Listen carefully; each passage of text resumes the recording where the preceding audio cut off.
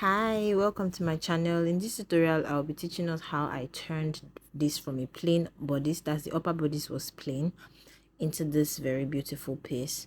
We did fabric placement slash draping directly on the client. So if it's something you're interested in, please watch to the end. Thank you so much for the likes, for the comments and shares. Thank you so much. So let's get right into the tutorial.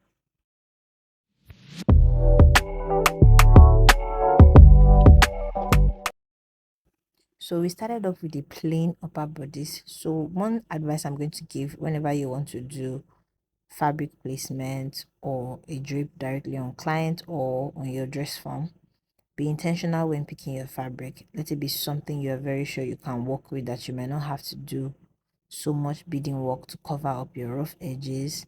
This fabric, when I was choosing it, I had noticed that it had a lot of patterns that I can work with. So that is number one. Number two, I would advise you get this snap wrist thing on my hand. I don't know what it's called, because it makes your work easier. You don't have to be picking pins and everything, you just have it on your wrist. Then if your client is the one getting fabric, do well to advise your client to get something that has a lot of patterns. And another thing is you need a lot of pins, a lot. I had mentioned this in my previous videos.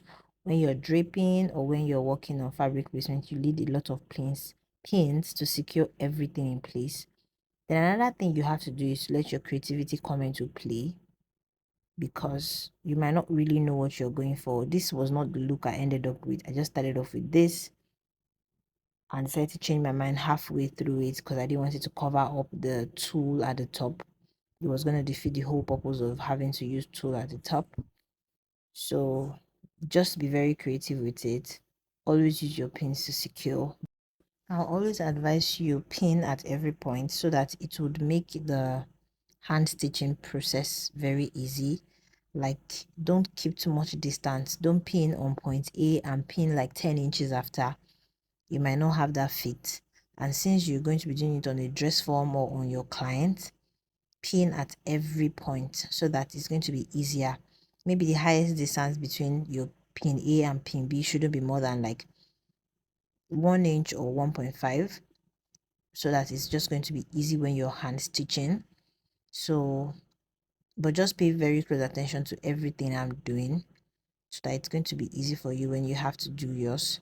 So at this point, I decided to change my design to make the upper parts, the tulle on the upper part, more visible and not work with this. Another thing you need to know is when hand stitching, you're supposed to hand stitch every single part of it so that you secure it. It takes time, it's very time taking. That's why some persons just go ahead to glue theirs, but I do not advise. In my last tutorial I said it, that hand stitching will stand the test of time. Even if the client has to wash the cloth or whatever, it will still stay in place. So you see the reason I'm saying being intentional about the fabric you're working with, so that you'll be able to have things to work with. So in a case when you're working with a fabric that doesn't have so many things like this, like I am doing, these strips I'm holding was cut out from the fabric, you might have to use beadwork to hold some parts in place.